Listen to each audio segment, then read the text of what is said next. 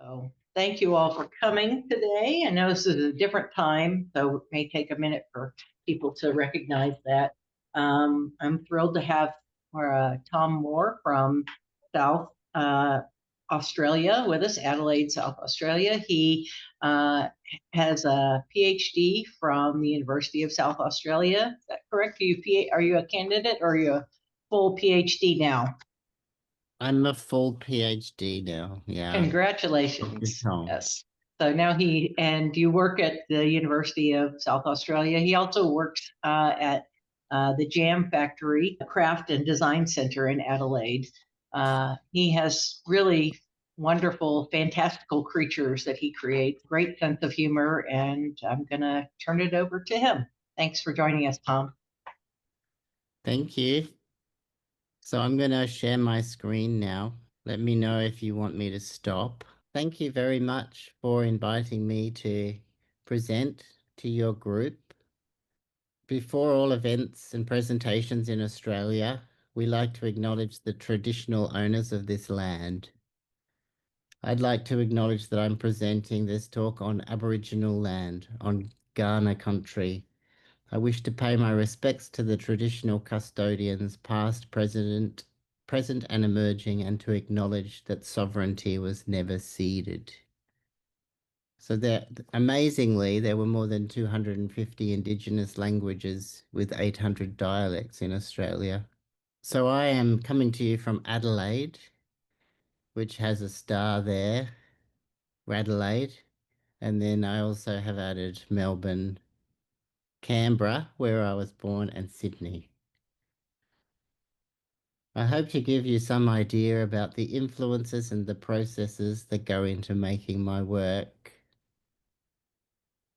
the ways in which I try to make meaning and a place for my work within the history of art making. I grew up in Canberra. Some of my best friends were chickens. I had a sort of amazing, a very visceral love for my marbles as a child. I did actually play marbles, and I was amazed by the way the sun would come through the marbles. So one of the reasons that I'm drawn to glass is the way that it interacts with light, the way the light picks up the color, coming through the color rather than just reflecting off it. So this is actually in Canberra. It's a chunk de verre technique, big thick pieces of glass. And seeing things like this as a child definitely did have a very um lasting effect on me. My mother, when I was a kid, was a children's librarian, and so she basically read me the entire library. And some of the things that I was exposed to were unusual. So I was influenced by the possibilities offered by Edward Lear, Dr. Seuss, and Sesame Street. I normally have that in there also. But also there were some art books in the house, including this one, which really had a big effect on me. So Edward Lear, I think we should return to him as a way of introducing some of the enduring themes within my exhibition work. Images relevant to me depict people behaving like animals, appearing like animals, or being inhabited by animals. So this influenced me both in terms of thematic interest and also my stylistic preferences. Edward is my spirit animal. It's important to remember that he was a highly accomplished scientific illustrator. David Attenborough describes him as perhaps the most talented of all ornithological illustrators. He began to produce these nonsense drawings in his after hours as a way to amuse the grandchildren of his patron. So he had been offered a job to document the private menagerie of this incredibly rich guy whose own private zoo was bigger than the London Zoo that he was the director of. Anyway, so the drawings that Edward made for his patrons, children and grandchildren, playfully upset the standards of representation through odd proportions and eccentric compositions. This was in the 1830s that these pictures were made, and I think they're still incredibly fresh and weird. Echoes of Lear continue to resonate in my own art practice, both through an interest in dissolving boundaries between life forms and by inspiring my own playful, off-kilter, free exaggeration and lively messiness with glass. I believe there are great possibilities for profundity in absurdity. These characters are intended to remind us of our deep interconnections within the biological community. Reflecting upon the peculiar way in which Lear tickles my brain has led me to research humor, like humor theory, and the philosophy of humor, and has led me to the idea that humor is one of several aesthetic modes that are capable of producing a pleasant cognitive shift in the viewer. So it's a surprise, a pleasant shock.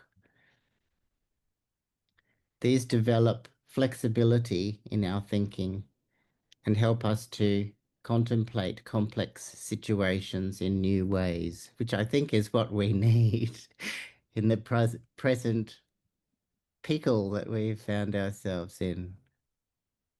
Anyway, humor can be very useful. Glass itself defies categorization, being neither truly a liquid nor a solid.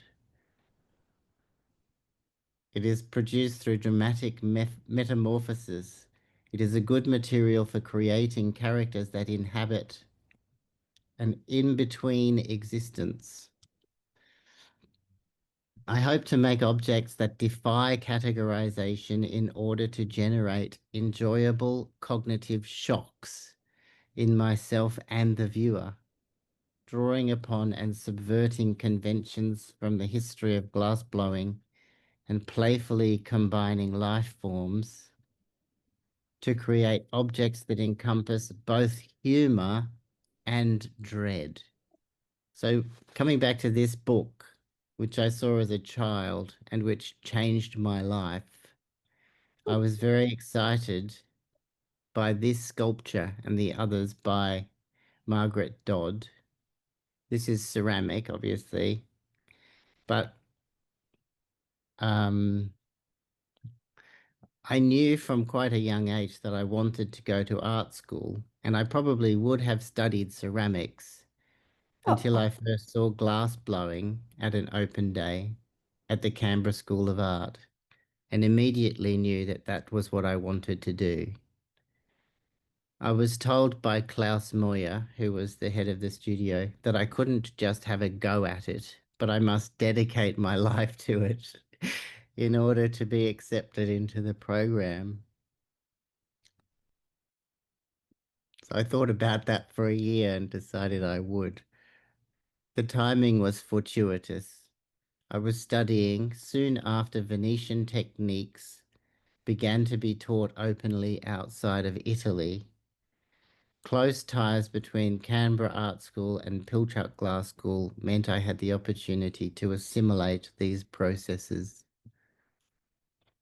Here is an illustration of me attending Canberra Art School in the early 90s. I benefited from incredibly low class sizes, a student culture of cooperation, and well-maintained world-class facilities.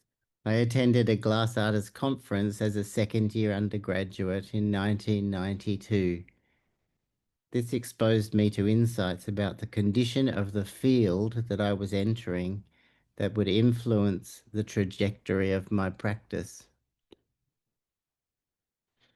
A couple of lectures sounded a warning bell that the particularly ebullient American collector's market for art glass had led to the creation of an artificial product that had lost its connections to society and history.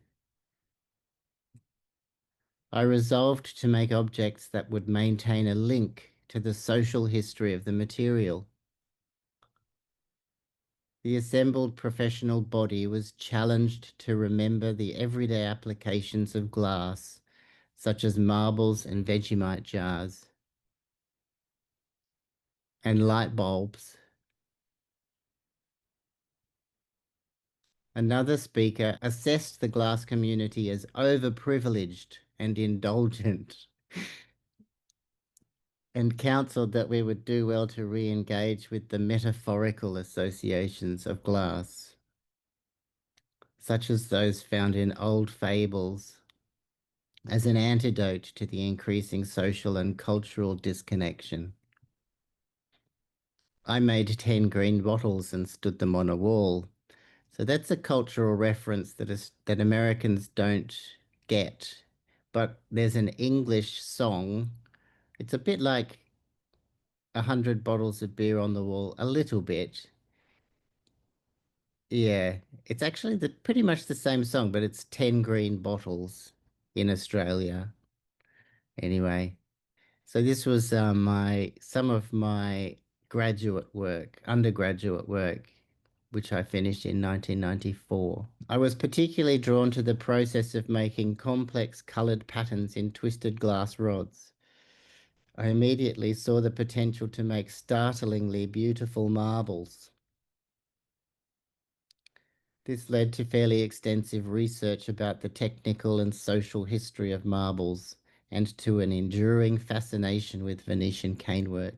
As soon as I graduated, I was accepted into the training program offered at Jam Factory in Adelaide.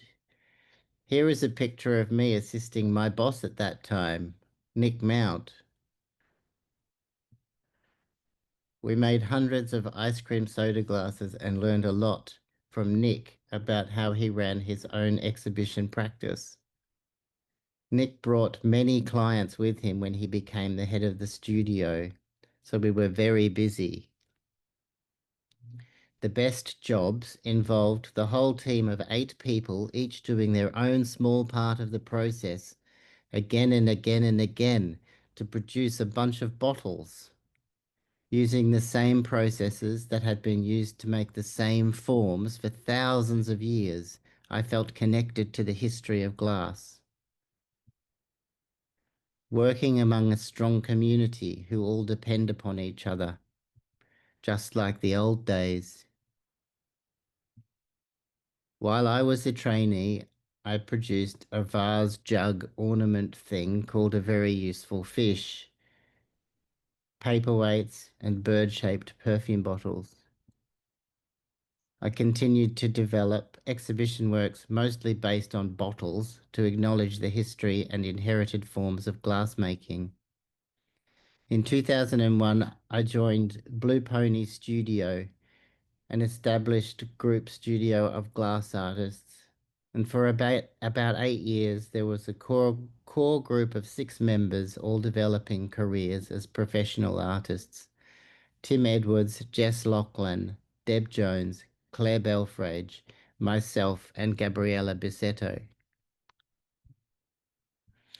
Being at the Pony afforded me space for storing and looking at things, space to plan, shared equipment, conversations, and professional connections.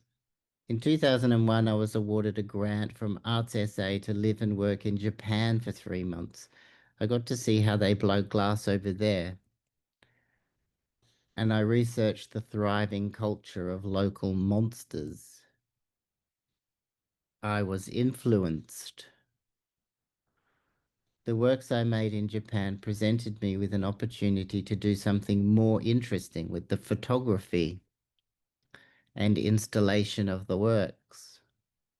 I found I could combine unfamiliar monsters with familiar glass forms to make a banana bird bottle paperweight and a banana cat bottle bird, and expand on the stories by introducing other materials.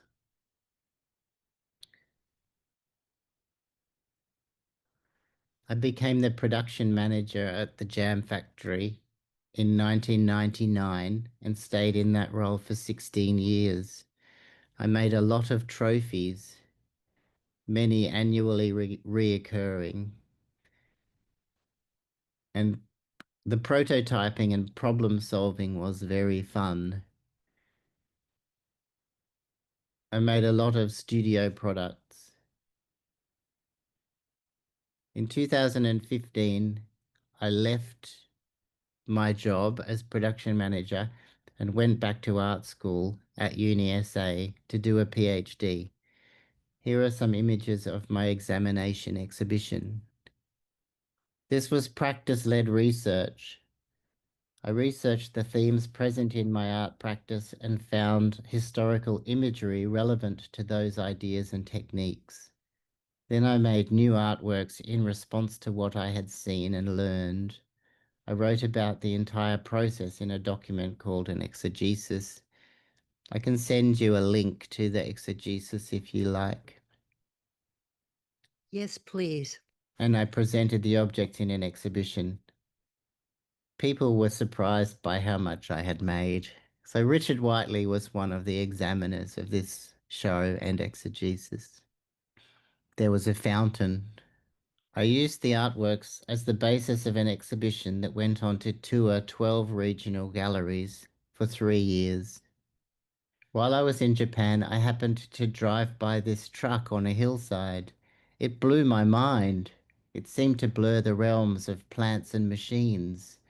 I was filled with such hope by this triumph of nature over industry. So it reminded me of that Margaret Dodd car, the grass car. And I embarked upon an ongoing series of plants taking over cars and other organic vehicles.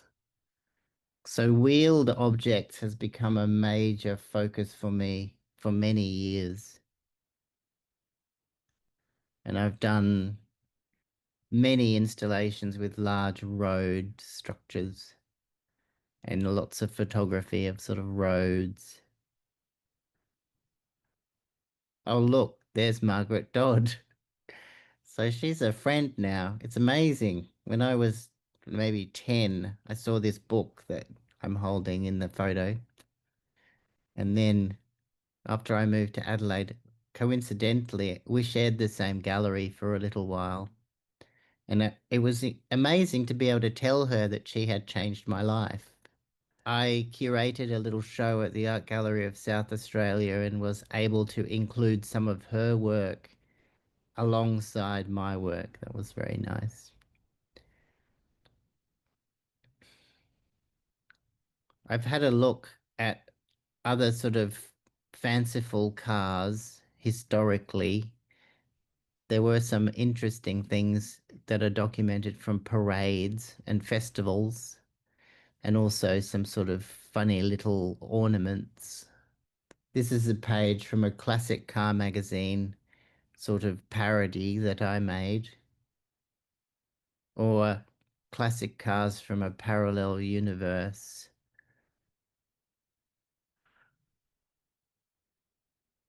Tadpole Camper, the ultimate in rare nostalgic off-road machines.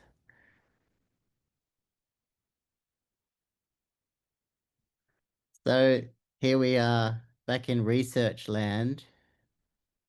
I am drawn to zoomorphic vessels, and in almost every culture that makes vessels, people have been making depictions of animals that are also functional containers for thousands of years.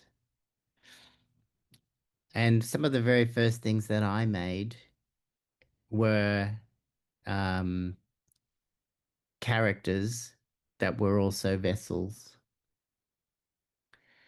So there's a particular interest in objects that integrate decoration and form to create a representational vessel. I seek out zoomorphic vessels that interpret animals as functional containers. I'm intrigued by them. I cannot help but be influenced by them. Such things had been produced in ceramics and metals for hundreds of years before the invention of glass blowing. Some of the earliest blown glass was formed to represent plants, animals, and other objects. I think there is poetry in the weirdness of some of the resulting objects. These blown glass things from the first century provoke the viewer to question, what is a bottle and what is a bird? Is that supposed to be a horse? What is a dog? My blown glass work builds upon these historical objects. Syrian dromedary flasks are a tidy metaphor of the way that glass technologies, raw materials, and aesthetic styles traveled throughout the Mediterranean. There is an amazing and complicated branch of Italian representational vessels that I stumbled across a few years ago. This is in the National Library in Rome, this book, which has 1,600 drawings. So I was looking for examples of things in the books that still exist in the museums. This is in Murano, these horses. And I remade some of these objects, and I'm amazed when you use them, the way they work is funny as well as the things looking funny. So they often make weird gurgling noises, and the way that liquid moves through them is really funny. A little detour here about the agency of materials and the distinctive character of glass.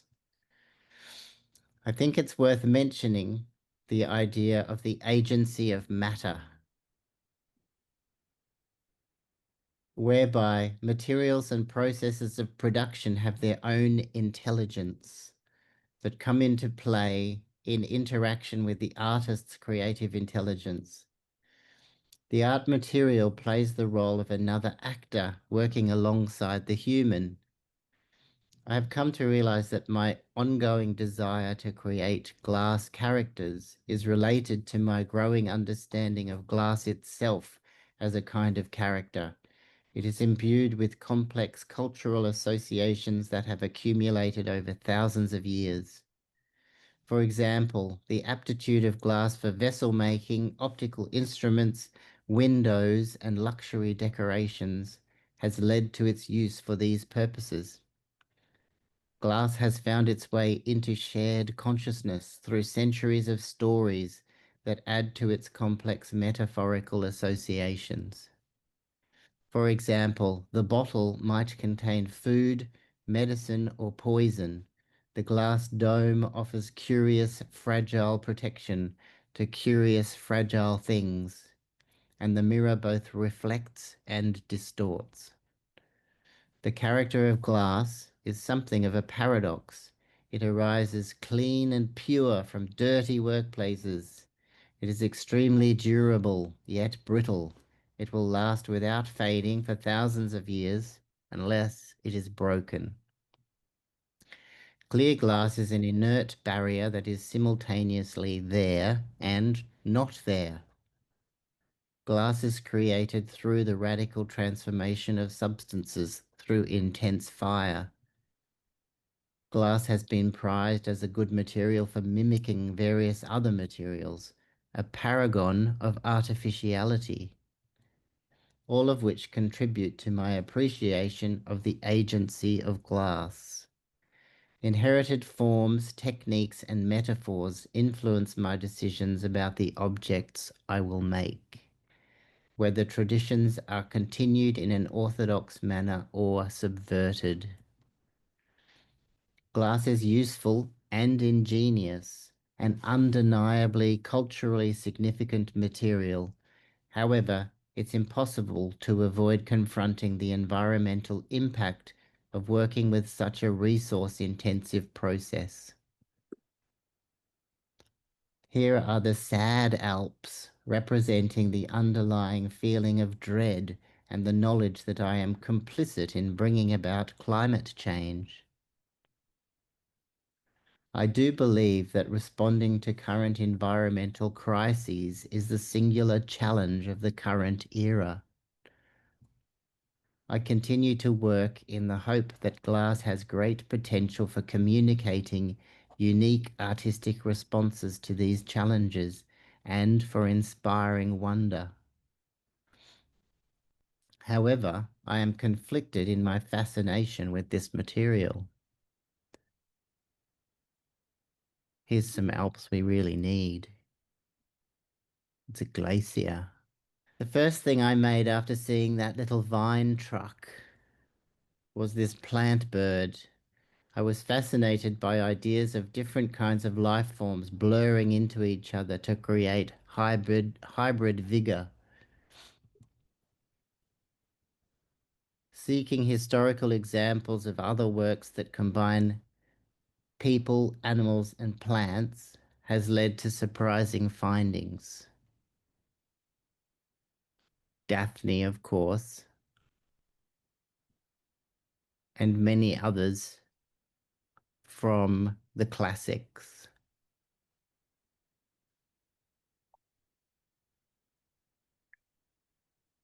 Still Daphne. So, medieval manuscripts are an incredible resource for weird imagery. The Luttrell Psalter is able to be viewed at high resolution now, easily with the internet.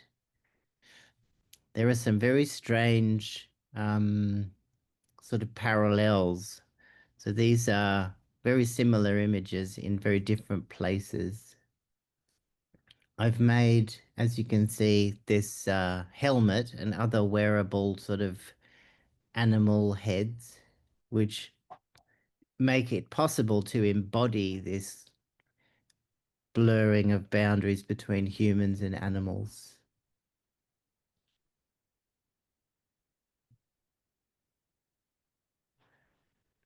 Humans and plants, that combination, there are depictions of these things which go back many, many centuries. And traditions in Europe that continue to this day. I find these images very affecting. They've opened up ideas of interspecies connection between plants, animals, humans, and also machines. It may be that the most elegant resolution of the desire to resolve these themes arrives in the form of the potato fish car.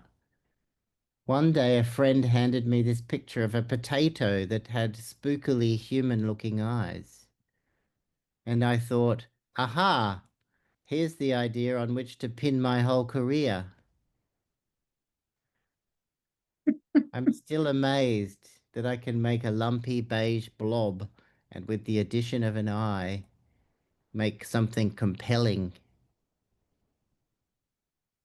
We took some potatoes to the Royal Show, which is like the state fair, and smuggled them into some of the displays. When I made some larger ones, I noticed that one of them looked a bit like a fish. Then the next one really was a fish. This was some fast-tracked evolution. The fish are good because they make you think of pollution and mutation, and yet they seem pretty happy and friendly. We took some fish down to the pier for some photos, like we had just caught them, Some authentic local fishermen got a genuine kick out of it, and the people at the photo shop thought the fish were real. So then I installed those fish on these stands underwater, so they appeared to sit on the surface.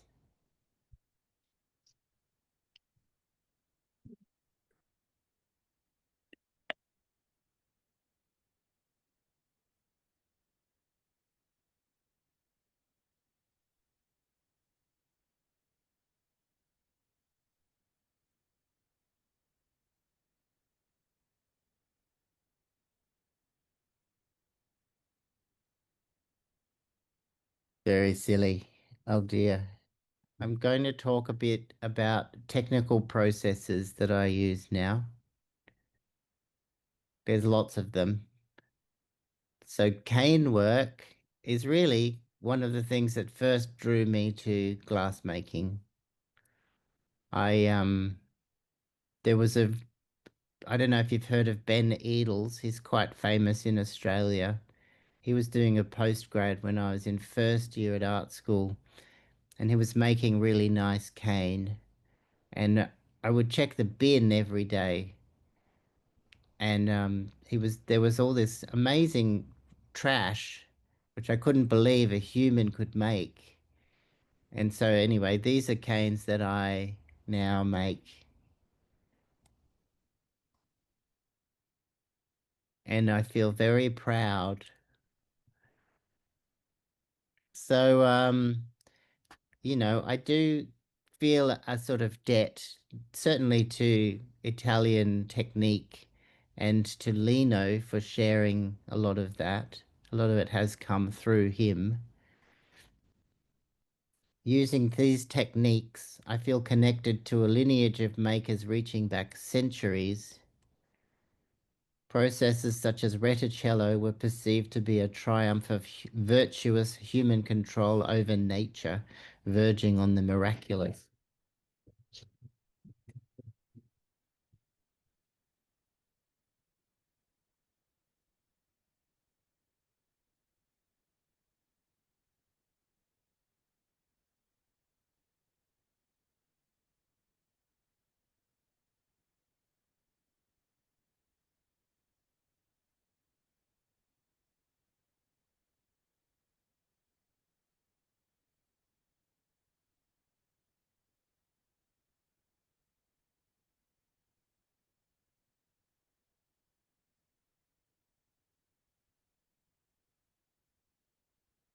Here's one style of cane, but yeah. So I guess many of you will know the sort of trick, the difference between the cross section and the length and how the pattern works. But it still sort of amazes me, even though I know it well. So I use a lot of the rods as solid stuff to make things out of, but also, of course, they can be blown. I've done quite a bit of working with transparent color, and then when they overlap, it's pretty amazing. So most of the things that I make are using these twisted cane techniques, and they do draw people in, these patterns, because they are so fine. All of my work relies on drawing, so I always have a very clear idea about what I'm going to make. I do I do a fair bit of preparatory drawing if I'm trying to figure out basically what to make, and then I will do a full size drawing and make the parts that I need and then redraw so that the parts are the right size, and so everything is fully planned before I start work. I do sometimes show the drawings in exhibitions as well. And you can see it's like it's pretty close what I end up with to the drawing.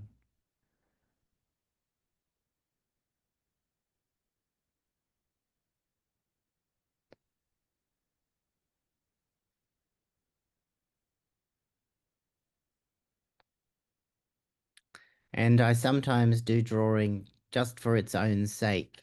Well, this was done for a coloring in book for kids. And I like to draw on the walls in the gallery as well. I do a lot of lamp working, so probably spend more time or an equal amount of time. And the more time I have to prepare and make the parts, the better the finished object will be. So I make all my own cane, obviously, but then I can bring that home and heat up small bits of cane and then make small detailed objects, which I know are compatible, then bring them back to the hot shop and stick them onto things. Because, as we all know, glass is glue. So these are some of the little things I make, mostly eyes, but also a lot of hands and leaves and flowers and flames and horns and handles and teeth. In this photo, you can see my wife, Rosie, who kind of manages me. So she keeps an eye on the inventory. She knows what things are called and how big they are and how much they cost. And does quite a lot of the emailing and the money side of things, which is very, very handy because I am somewhat bad at all that stuff. And also, it's kind of distracting. It's hard to be creative if you have to think about commerce. This is a detour. Torpedo Shark is bizarrely reminiscent of nuclear missiles driven around on semi-trailers by terrorists in Hollywood movies. I liked it so much that I paid $16,000 to get a billboard for a month. That's a lie. It's Photoshop. Assembling. Okay, so once I've made all the parts and I have the drawing, I bring it all back to the hot shop and heat it all up again. And then I measure the thing I have to make to stick it all on and make the thing that size, then stick it all on. So here I am working with two assistants because it's a big complicated thing. This is the Jam Factory studio. So I hire there. So making the thing. I've stuck an eye on there. I'm sticking another one on probably. Or I could be doing dots. Bring a punty, blow up the head, stick some stuff on it. Probably too much stuff in this case. It's not my favorite thing I've ever made. Maybe this video won't play. Oh, it does. So the audio doesn't play anyway. So we're making a potato fish car here. This is years and years ago. So you can see I've got half a spoon there and I'm using it to put a eyelid. Bring over a wheel, stick that on. Glass is glue, right?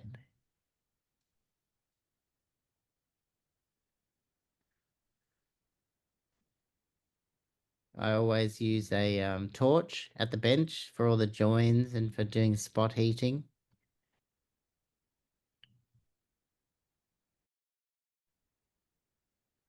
Fire makes it good.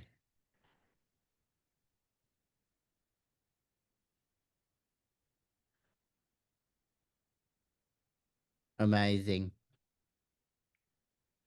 That one's finished now. Let's put it in the cupboard.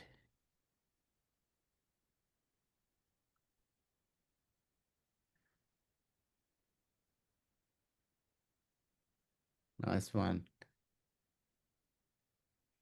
Okay, so here are some examples of all the parts and then the thing that we made.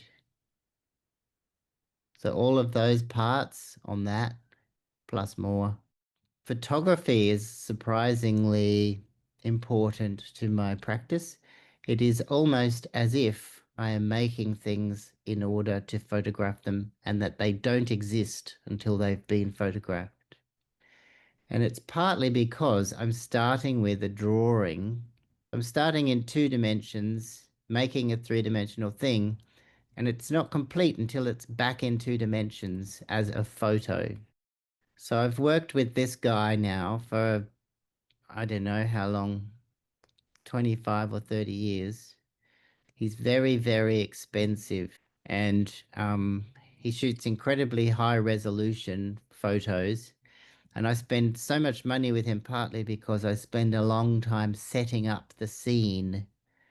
So he's charging me maybe $400 an hour while I'm spending an hour setting this up. And then he'll light it for an hour and then he'll take some photos. So I do try to sell the photographs as well, but it doesn't really work. But anyway, I sort of love them. And I kind of feel like that, in some ways, that is the artwork. But I mean, I do love that I've got the glass thing as well. And I love showing the glass and the photo next to each other. I actually spend quite a lot of time making the scenery, sometimes just for the photo, but I'll end up using it in the exhibition as well. And one of the things that I'm delighted by with photography is that I can use the same character photographed from various angles so that it can appear like I've got multiple things. And I can change the hue of them in Photoshop. So, I mean, I've worked with animators a bit, we'll get to that, but that's why this has been photographed from so many angles and in rotation. So I have lots and lots of photos of this object, maybe 60 or 70 photos of this object. And I also love playing around with Photoshop, cutting and pasting things so that it's very obviously a digital collage, but it's of an actual glass object. So they definitely are glassy, but there's evidence here that this has just been cut and pasted. It's really fun. Yeah, I just like messing around in Photoshop and doing sort of quite obvious manipulation. And one of the reasons is I'd enjoy upsetting the illusion of realism.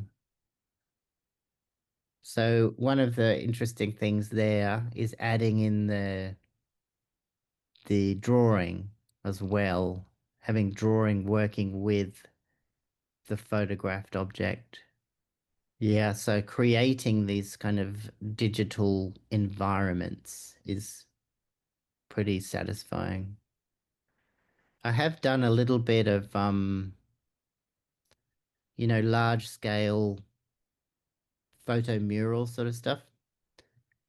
I was applying for a commission where I'd been invited to do this thing for the pediatric ward at a hospital. So this is one of the proposed images. And this is at the University of Wollongong. So there's a corridor that has these big mural things. And they include glass raindrops, which are attached. These are really recent, so I'm still working on these at the moment. This is the newest work that's been photographed, and these are low-res digital collage. So the photographer hasn't finessed this yet, but this is sort of what it'll look like, and these will be printed in an exhibition that's coming up. The you can see the upside down characters are actually the back of the same character. Magical. Animation. So I've worked with a few animators. So this guy just started with that still image and he managed to get all of this stuff to move. It's incredible.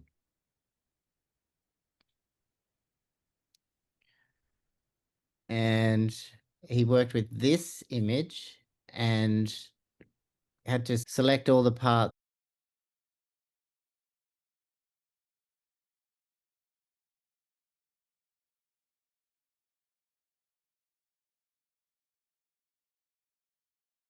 So that was all for this. This was projected onto the outside of the Art Gallery of South Australia in 2016. So that is I guess it's a still of the um files before projection. So there were 4 projection towers to do all the different areas of the building. And then this is actually a boomerang loop of them on the building. And then I worked with that same guy again for a 5-minute animation, which was accompanying the touring exhibition that I did, that toured from 2020 to 2023 and went to 12 venues around Australia.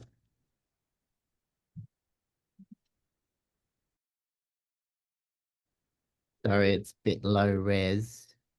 Anyway, installation. There's Rosie again. She's always on the install team. This was at the Art Gallery of South Australia in 2016, and it was a very big room. So, Rosie and I have a child, and he's grown up now. He's going to be 16 soon. And Rosie packs all the glass as well, which takes a long time. She's very good at it. So each of the things has a custom box and foam and sort of seat belts and stuff. This is for that touring exhibition. There was a whole truck of stuff. There was something like I don't know, 130 objects or something.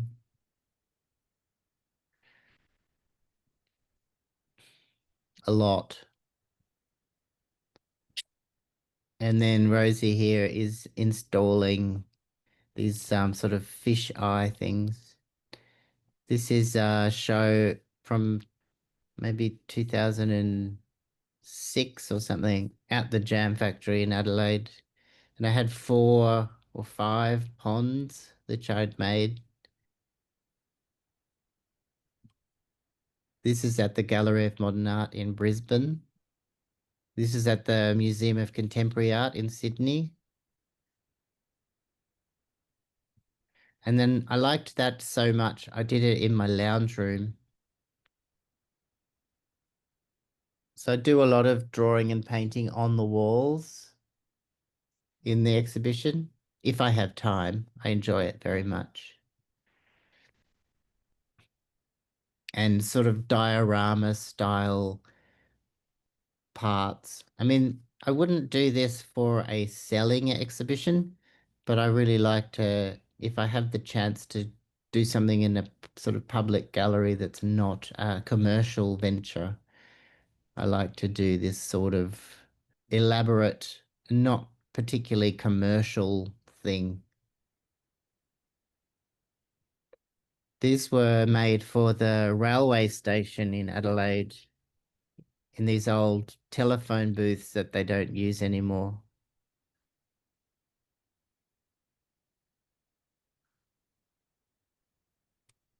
Oh, this is the touring exhibition.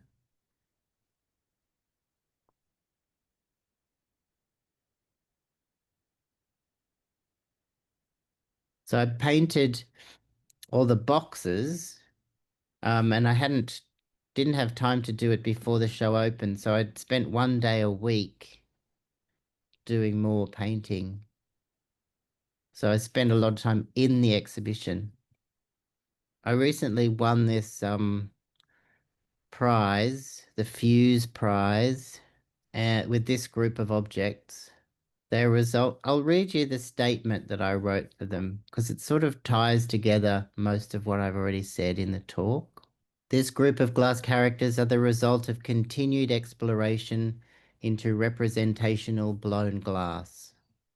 They are influenced to varying degrees by vessel-making traditions, making particular reference to historical figurative bottles.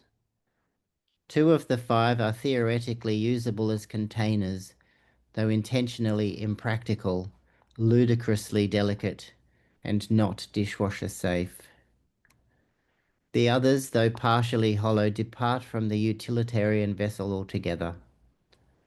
They continue to function as mischievous ornaments that might provoke curiosity about the cultural legacy of craft processes.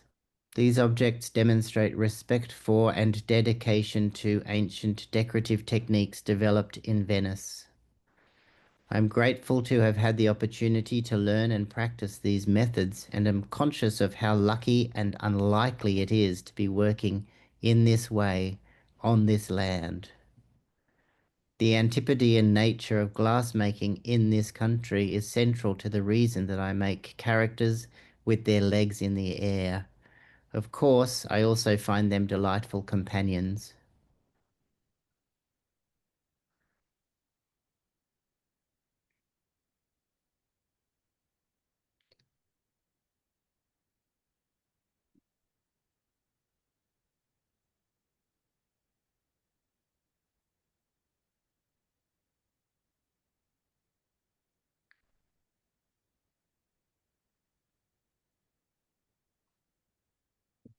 I think that's it. I have all kinds of questions, but I'll open it up to you all if you'd like to chime in. Anybody unmute yourself if you have questions for Tom? I'm wondering, since you were inspired by early children's books, are you putting together a children's book charactered by your glass? Yeah, it's the obvious question, and I I want to, but I don't have it. I don't have that. And I mean, part of the problem is that I don't, um, like I do have, the problem is I sell things, so I don't have them anymore. I've got the photos though, and I do remake several of them, so I sort of have an idea of who the main characters might be in that narrative. But I don't have the narrative really. And I don't, it's sort of like this thing that I come back to frequently. And part of me would like to make children's books with that imagery. But also, I don't want to pin them down to one specific reading. Do you know what I mean? So I'm cautious. I don't want to infantilize them, certainly. And I want to keep the meaning and the narrative open. So I'm not sure if I should and but I kind of also really want to. So it's hard. Yeah, I think it's probably I'm more protective of the ambiguity of them, I think. But I've only just realized that talking to you. The bird standing on the car is really quite important, and it is one of the most sort of overt symbols of the triumph of nature over industry.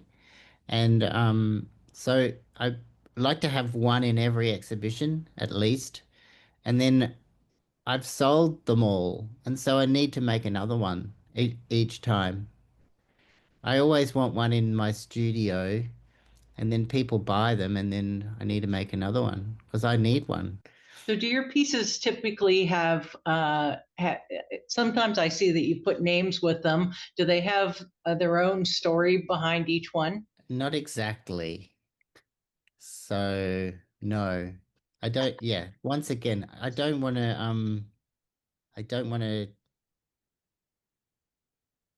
I want them to be open to interpretation, at least somewhat. Even the tone of them, I think there's a kind of tension between an innocence, which I'm trying to imbue them with, but they're also quite knowing about the evils of the world, I think. And they are filled by joy and dread.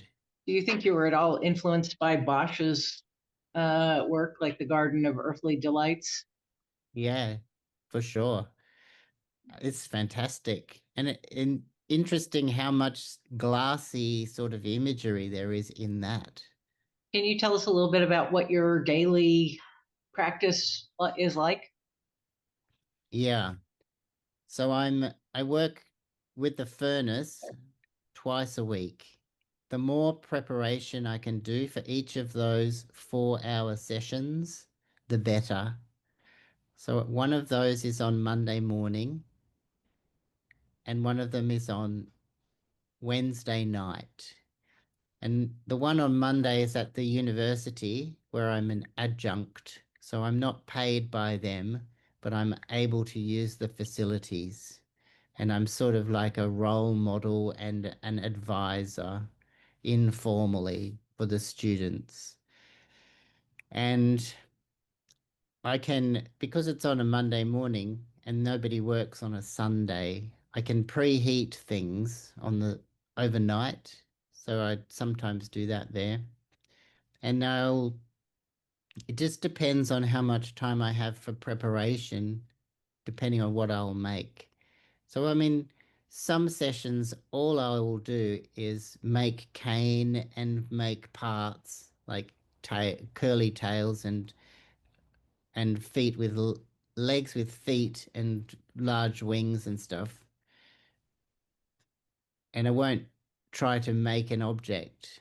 So probably half the sessions that I do are preparation, and then half of them I'll try to assemble something. I always work with an assistant, but if I'm making something big or complicated, I need two assistants. And um, so when I'm preparing, like some of the things that I'll assemble might take 3 sessions of preparation and multiple days of lamp working at home before I have all the parts made and I heat them all up again. I always have this sort of pressure on me to think of what to do the next time I'm working. And if I've had a busy week with doing house renovations or other random life things, I have to kind of pull something together very quickly. Sometimes the night before I've booked into work and I know I have an assistant and I know that time is precious in the glass studio. So I have to come up with something very quickly, and it might be to do prep. But sometimes I'll actually think of something that I have enough spare parts for that I can just throw together. And surprisingly, some of the good things that I've made have come from a sort of snap decision. But a lot of the time, there's a lot of preparation before I actually make something. So yeah, I might spend 3 or 4 hours lamp working for 2 or 3 days and readjusting the drawing and making sure I've got enough cane to make the body and stuff. So yeah, I'm always working towards the next session. Do you have a show coming up? Yeah, I'm showing in Sydney at Sydney Contemporary, which is like a contemporary art fair thing, which has maybe 40 different contemporary art galleries. And I'm showing with Sabia Gallery from Sydney, with Nick Mount. It's a two-person show. And so the pictures I showed you of the most recent prints where there's a bunch of things in a crazy city. Uh, all those objects, there's 19 objects going over there. And so I'm still working on the photographs, which will be printed and framed and quite large. So yeah, I've got all that glass work ready. And I'm also working on a big solo exhibition in a public gallery, which will be in January. So it's a non-commercial. I've just been invited by this like state-funded gallery to have a big solo show and show a lot of the videos I've made and just as much stuff as we can fit in the truck. Because I've got a big collection of archival work. You can see behind me there's these huge plant things.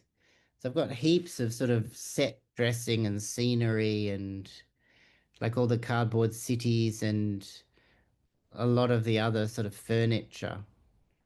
And so we'll throw that all in a truck with lots of glass and have a big show. Comments, questions? Do you sell mostly through the shows that you do, or do you sell through galleries or from your house or your own studio?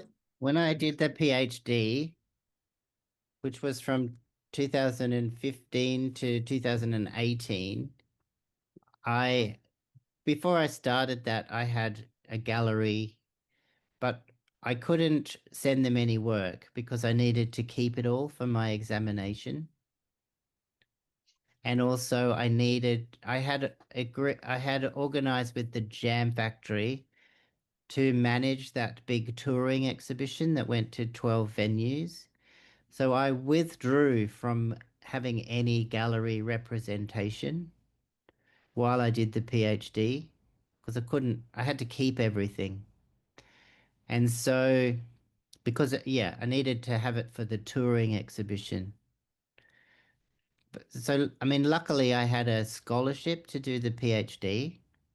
So I had enough money to live and also had free access to a glass studio just from the government. They paid me to do the PhD and gave me free access to glass. And then the Jam Factory paid for all the exhibition furniture for the tour, and the galleries paid for the tour, and Jam Factory got a government grant to subsidize the tour. So Wow. all of it was very fortuitous, and I owned all the work, and they sold a lot of that work. So they were basically my agent while the tour was happening. And so um, ever since then, ever since 2020, my wife has been basically my agent. So all the sales that we've had since 2020 have been direct through the website and people visiting the studio, the home studio. But now this show that's coming up. Oh, I have had a couple of um individual shows not being represented, but just showing work with galleries, but rarely in the last 4 years. And so this show coming up in Sydney is a very commercial venture. It's expensive for the gallery to have a booth in this big art fair. So they're hoping and expecting to sell everything. And it's a problem for me because now I'm back in the situation of having to split the price of, so the gallery will take 50% of the price, which is a bitter pill to swallow if you've been self-represented. Anyone else have any comments? It's been really enjoyable to see your work, and you're Lovely. charming And we got through 340 slides or something. 324. Excuse me, Awesome. 324. Yeah. And The I was slides All were well, delightful. the slides were really well done, and you made them go, you know, at a nice pace. Very oh good. good. Yeah. Yeah. Mhm. Thank you. And your Yeah. work is just phenomenal. It's just beautiful to look at. Thank you. It stirs the imagination. As you say, each one can be reinterpreted many times. Love it. I'm wondering what's the story with the Alps. Oh, so when I was doing my PhD, there was we used to do like seminars where we would just present our research findings to other candidates, and there was just another person in that group who had done a lot of walking in the Alps, and he broke up his talk with photos that he'd taken of the Alps.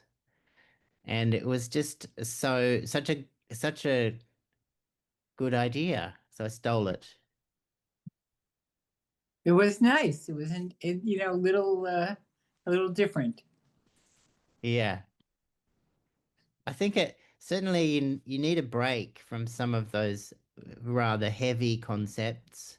Mhm. And you need a chance to just ask people if they're okay. So it's just you can steal it too. It's just a good idea. And the Alps really work. Great photos of the Alps. Yeah. So, I mean, I haven't actually been to the Dolomites. We did go to the Alps in Austria, but I didn't take any of those photos. But the Dolomites just seemed like the most beautiful place ever.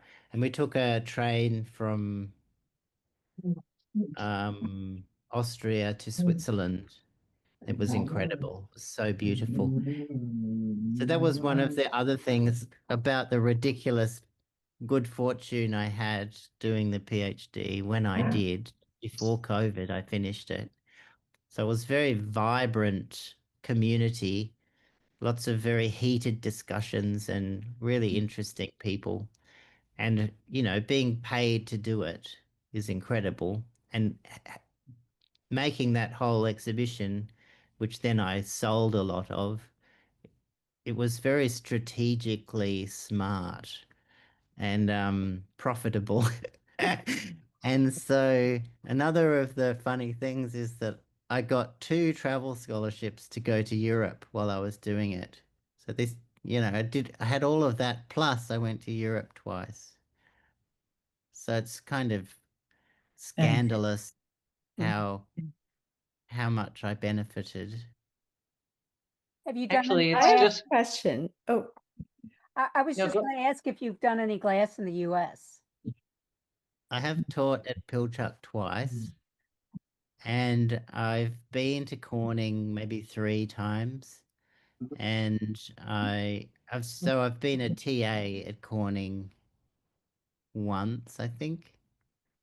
And yeah, so I've done a bit. Bean, did you have something to say? yeah, I'm curious. It sounds like you've done some research into the many cultures that have depicted human plant forms and human animal forms that go way, way back. And Yeah. do you have any thoughts on why this theme has been so, like, not universal, but many cultures have depicted it, and it goes way back in time? Well, I guess, yeah. I think that there is many cultures understand that we're all interconnected. We're all kind of related. And there are ways of understanding ourselves by looking at the behavior of other life forms. And so, and we all are related way back in time. So, I mean, that's certainly true of animals. And I suppose even um, certainly there are genetic similarities between humans and vegetables. But I also just find that it's appealing. The thought of living as a plant is appealing. Mhm. And then there are other, like thinking about fungi is just amazing. Like the way they live is it's alien to us, but intriguing. Mhm. I don't Yeah. know if I've done a very good job of answering that. Oh, thank But you. I think that what I'm trying to inspire isn't a sort of feeling of the wonder of the sort of profound interconnection between life forms, but also I don't know. One of the things that I like to make is like a rock with an eye on it. And so there is some kind of affinity with inanimate objects as well. And that, the way that elements are shared between geological and biological forms. Yeah. Mhm. So another sort of intriguing thing. And there are cultures where their spiritual understanding, like Shinto in Japan, they think of rocks as having a soul, of everything, every single thing, every atom having a soul. Mhm. So that's intriguing. Mhm.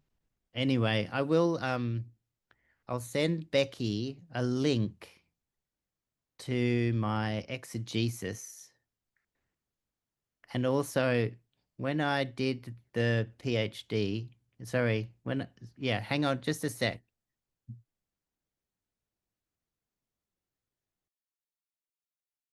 There's this book, which was, this was made for the touring exhibition, and